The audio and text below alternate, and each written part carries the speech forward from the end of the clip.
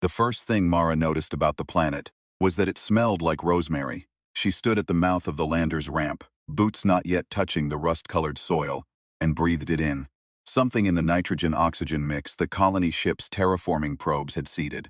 Some reaction between introduced bacterial cultures and the native mineral crust had produced it. Not rosemary exactly, something like it.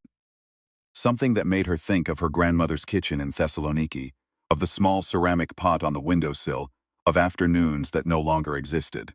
She stepped down. Behind her, Dre was still arguing with the landing manifest through his earpiece, his voice low and clipped the way it got when he was pretending to be calm. She could hear the particular frequency of it, the controlled exhale before each response, the deliberate pause before he answered. And she knew that frequency the way you know the sound of a hairline crack in a wall you've lived with for years. You learn to watch it without seeming to watch it.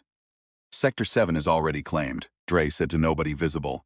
I know what the allocation map says. I'm telling you what I'm looking at. Mara walked a little further from the ramp, letting the distance between them stretch to something comfortable. The plain ahead was broad and amber in the low angle of the system's primary star, and the prefab structures of the first colonial station rose against it in pale gray modules, functional, featureless, the architectural language of institutional hope. Other settlers were already moving between the modules. You could tell the ones who'd been here 6 months from the ones who'd just arrived by whether they looked at the sky or kept their eyes on the ground. She kept hers on the sky, old habit. The Kael'thari had been watching them for 3 years, by the time anyone admitted it out loud. That was the other thing nobody briefed you on. The gap between knowing and saying. The intelligence community had fragments going back almost 4 years. Deep space, observatory anomalies, pattern irregularities in the background radiation of the Kepler belt, and then a specific incident in the Oort cloud perimeter that was classified so tightly Mara had only heard about it as rumor. A probe of some kind, they said. Not human, not any of the 17 species humanity had catalogued and formally contacted, something new. By the time the Kael'thari made themselves visible, appearing in orbit above 3 different colony worlds simultaneously, ships the color of deep water, enormous and perfectly silent, the briefings made it sound inevitable, as if the committee had always known, as if they'd been preparing. They hadn't been preparing. What the Kael'thari wanted wasn't announced immediately either. They communicated in slow waves of compressed data, mathematical and biological descriptors woven together into something the xenolinguistics teams called a totality declaration. It took 11 days to parse the first layer. What it said, stripped of its considerable ornamentation, was something like, we have mapped this system in our ancient records. We name it Karath Solai. We are returning to what is ours. It did not acknowledge that humans were living there. That was the part that took the longest to explain to the public. Not the invasion, not the orbital presence, not even the eventual blockades. The hardest thing to explain was the absence of hostility in the Kael'thari communication. They weren't angry. They didn't consider humanity a threat. They simply did not factor humanity into their equations at all. To them, the colony worlds were uninhabited. The constructions humans had built were noise, atmospheric chemistry, the electromagnetic chatter of a developing biosphere. They had been watching the colonies the way a property owner watches weather on land they've left fallow for a season. Curious, patient, mildly interested. Mara's job on paper was resource mapping. She was part of a 12-person survey team attached to Colony Kestrel 7, tasked with identifying subsurface mineral deposits and preparing the infrastructure reports that would justify the colony's expansion into sectors 3 through 9.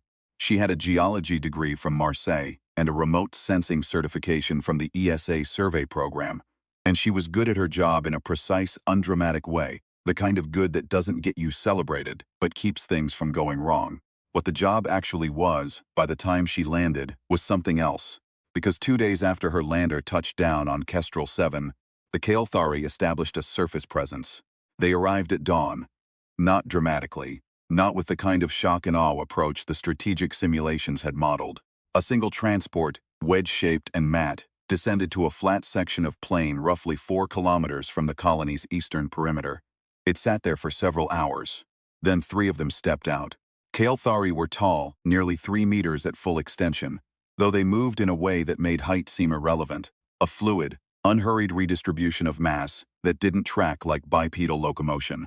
Their bodies had a bilateral symmetry that was vaguely humanoid, but the resemblance ended there. The exoskeletal plating that covered their torsos was iridescent in ways that shifted with their metabolic state. Deep violet when calm, cycling through complex spectral patterns when they spoke. Their communication was partly sonic, partly bioluminescent, and partly chemical, which meant that human translators worked off roughly 60% of the available signal and had to guess the rest from context. The three who stepped out, walked, migrated, to a point approximately 200 meters from the colony's eastern sensor cluster and stopped. One of them produced a device that extended into the soil. Then they stood there. They didn't approach. They didn't communicate. They were mapping. The colony administrator, a broad-shouldered Kenyan man named Oching, who had been running Hextral 7 for 4 years and had the calm of someone who had already made his peace with bad news, assembled the senior staff that evening. Mara was included because she was the most recently arrived person with active field clearance and because someone had made the reasonable but wrong assumption that a resource mapper could tell you something useful about alien survey methodology. She sat at the end of the table and listened and didn't say the thing she was thinking, which was, "They're doing exactly what we're doing." They arrived, they landed, they started mapping. The difference was that they didn't see the colony as a complication. That was the night Dre started keeping his distance from her. It wasn't dramatic. Nothing with Dre was ever dramatic. That had been part of the appeal, early on, and then part of the difficulty. He was precise about his withdrawals, the way he was precise about everything else. Measured, incremental, never quite actionable. He started taking the longer route to the communal mess. He started looking at his tablet when she spoke. He started preface sentences with "to be clear" in a way that meant he suspected she already understood him and wanted her to know she didn't. She had made a mistake a year ago. She had been honest about it. He had said he forgave her. The thing she'd slowly understood was that saying the words and completing the action were different operations for him, and the gap between them was a place she kept falling into. She told herself it didn't matter right now. There were Kael'thari 200 meters from the eastern perimeter, and it didn't matter. On the third day, one of the Kael'thari approached. It came alone, at mid-morning, moving with that same unhurried redistribution of mass quality, and stopped at the sensor cluster. It appeared to examine the cluster for several minutes, the bioluminescent cycling on its torso slow and contemplative, the color shifting from violet to a deep amber that none of the xenobiologists had cataloged yet. Then it walked to the perimeter fence and stopped again. Oching sent Mara because she was the one who'd suggested they send someone. She took a translation unit, a palm-sized device that processed the sonic and optical channels simultaneously and returned a best estimate rendering, and she walked out to the fence. She was aware, walking, of the distance, of the quality of the light, of the rosemary smell in the air that wasn't rosemary. The Kael'thari was close enough that she could see the detail of its exoskeletal plating, the way it moved when the creature breathed, the subtle mechanical quality of the joints. Its face, to the extent that the arrangement of sensory organs could be called a face, was oriented toward her. 2 of its 4 visual receptors tracked her. The other 2 were pointed at the colony structures behind her. She stopped at the fence. She said hello. The translation unit rendered it as a sonic pulse pattern the xenolinguistics teams had designed for first contact protocols. The Kael'thari's torso plating cycled amber to violet, violet to white. The translation unit gave her territorial verification, biological presence query. She said, "Yes, we live here." The unit rendered it back as best it could. The Kael'thari's response came in layers. The sonic component was a series of harmonic pulses. The bioluminescent component was a rapid sequence cycling through at least 15 distinct spectral states. The chemical component, which the unit couldn't capture at all, apparently registered as something the support team later described as significant. What the unit gave her was this. This sector, Carathsoli designation 7, mapped and recorded, return cycle confirmed, current biological presence, verify origin. She said, "Earth, we're from Earth, we've been here for 4 years." A long pause. The plating went very still, very violet. 4 cycles, confirmed, negligible interval, previous mapping, 3 to 400 cycles, Kael'thari record, priority claim, acknowledged biological presence, assessment pending. She thought about this for a moment. About what 1,000 cycles meant in Kael'thari reckoning. The xenolinguistics teams estimated a Kael'thari cycle was somewhere between 8 and 12 human years, which put their last survey of this system's Somewhere between 27,000 and 40,000 years ago, she said. You were here 40,000 years ago. We've been here 4 years. You left. We built something. It's our home. The Kale Theory stood very still for a long time. Then it turned and walked back to its transport. Oching's assessment team spent 48 hours analyzing the exchange. The consensus was that the interaction was inconclusive, and that they should prepare for either withdrawal requests or a more formal diplomatic engagement. Mara sat through the briefings and said very little, and thought about what she'd seen in the creature's stillness. In the very particular quality of a pause that comes before someone revises his assumption they didn't know they were making. She'd seen that pause in her own face once. In the mirror, 3 months after she'd told Dre what she'd done, when she'd finally understood that the damage wasn't in the act. It was in the 4 weeks she'd said nothing. The lie of omission. The maintenance of a version of things that had quietly stopped being true. The Kael'thari came back on the 5th day. 2 of them this time, and they brought the device that extended into the soil. They set it up 30 meters outside the perimeter. The device turned out to be a surveying instrument, extraordinarily precise. It was mapping the subsurface mineral distribution of the sector. The same data Mara had been contracted to collect for the colonial expansion reports. She watched them work and felt something clarify in her chest, cold and specific. They're not going to leave. Ochieng received the first formal communication from Kael'thari diplomatic channels 8 days after the initial landing. It came through the orbital relay, compressed data packet, 11 layers of encoding. The xenolinguistics teams worked through it in shifts. What it said, in its many-layered way, was approximately, Karath Soli designations 1 through 12 have been remapped and are confirmed as active Kael'thari territorial space. Biological presences currently occupying these designations are not recognized as territorial claimants under Kael'thari expansionary protocol. A withdrawal period of 40 cycles, approximately 320-480 years, will be extended as courtesy. After the withdrawal period, standard reclamation proceedings will commence. 320 to 480 years of courtesy. 12 colony worlds, approximately 2.3 million people. The 40 days that followed were the most densely documented in colonial history. Emergency sessions of every governance body humanity had assembled.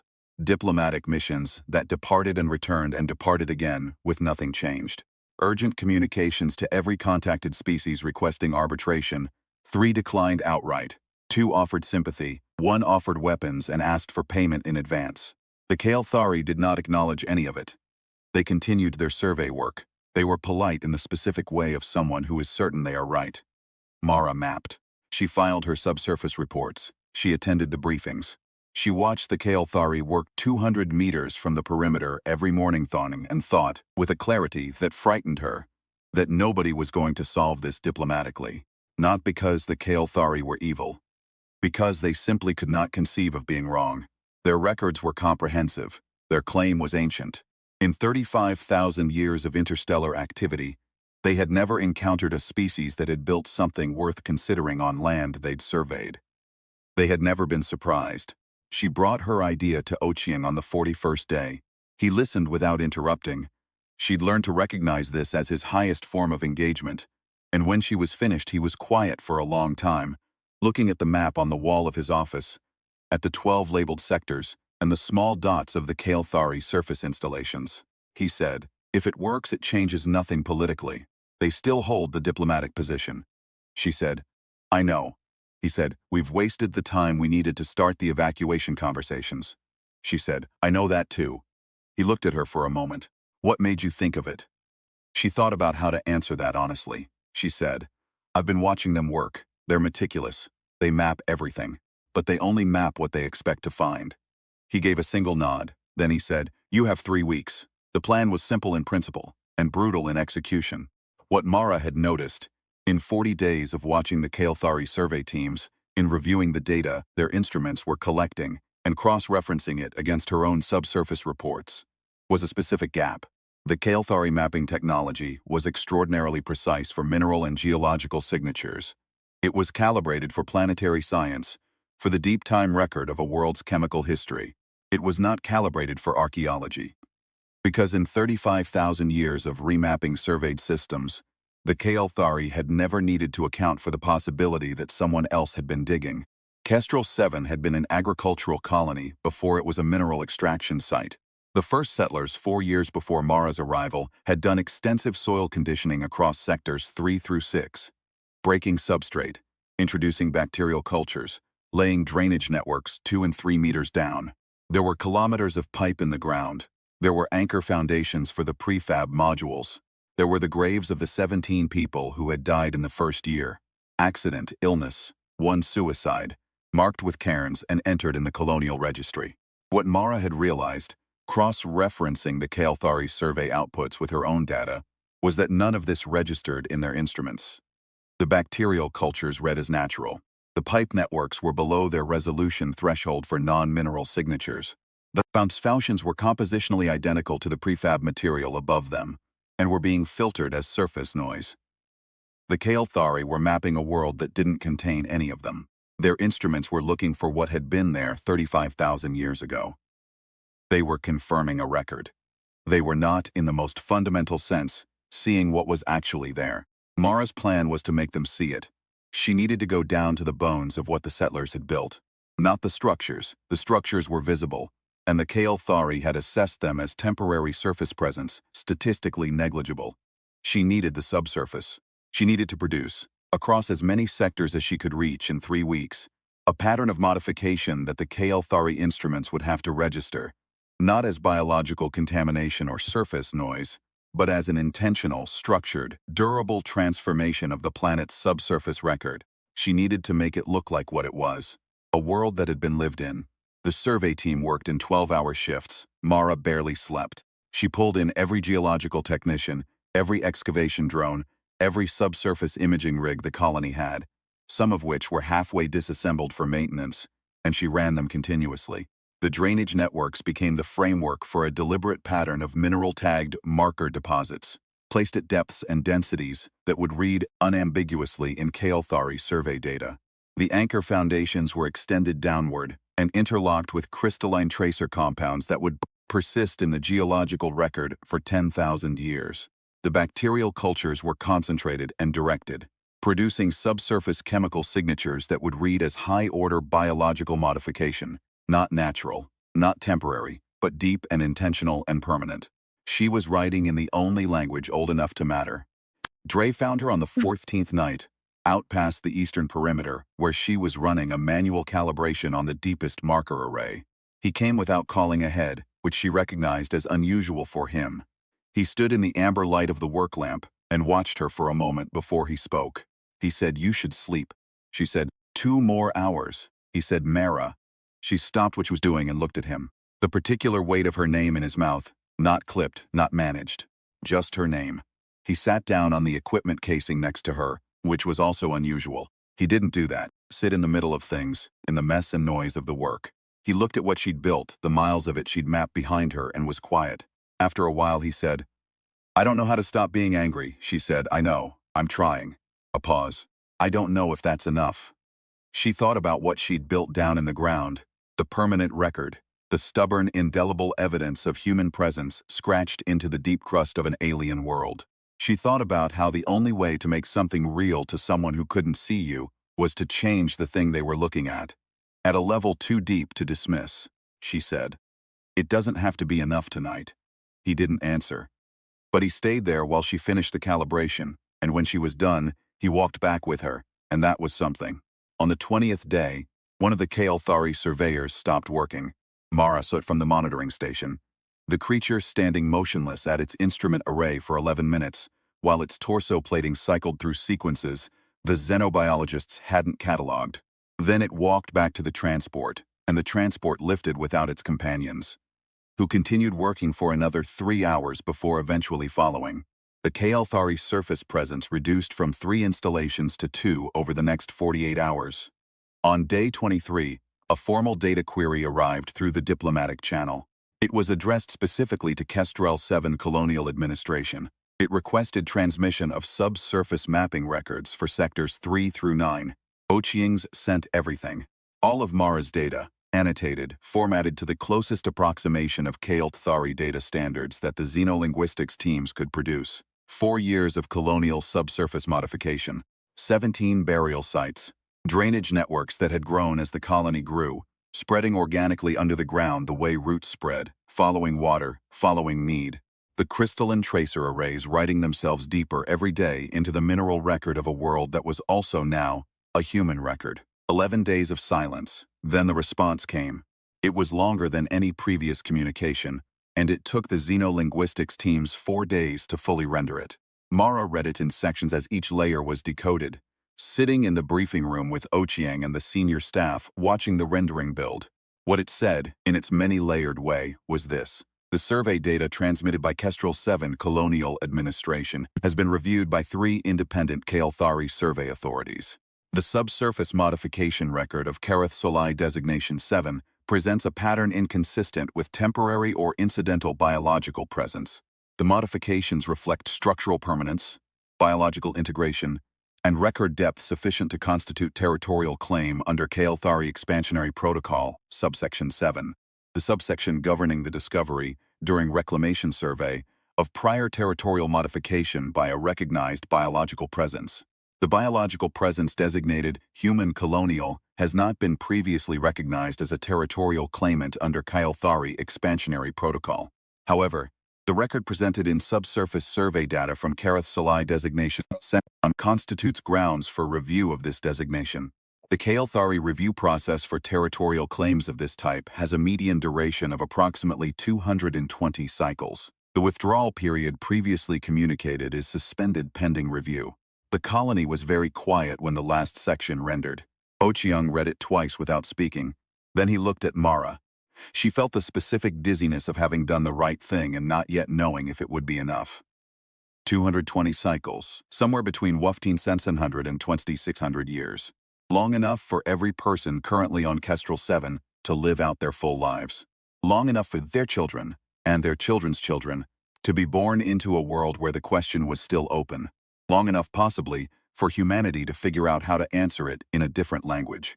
It was not a victory. It was a pause.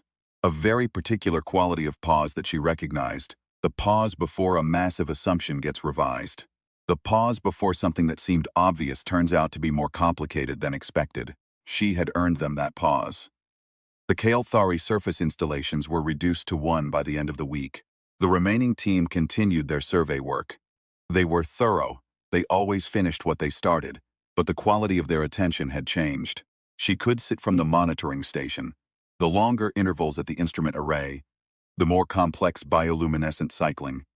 The way the team's members sometimes stood together in stillness for several minutes with plating color suggesting, per xenobiological assessment, something like conversation.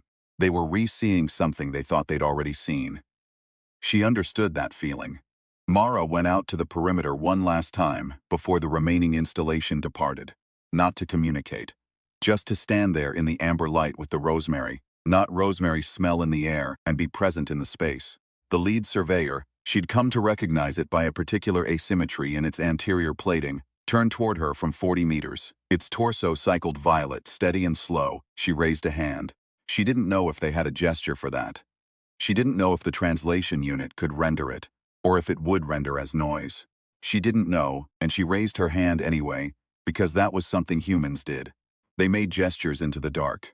They marked their passage with cairns and drainage pipes, and buried cable. With the chemical signatures of altered soil and the crystalline echo of tools in deep rock, they left a record even when they had no proof anyone was looking. The surveyor's plating cycled once more. Amber, the color she'd never been able to find in the catalogs. The one that had appeared only in their exchanges, only in the moments when something unexpected was being processed. Then it turned and walked back to the transport.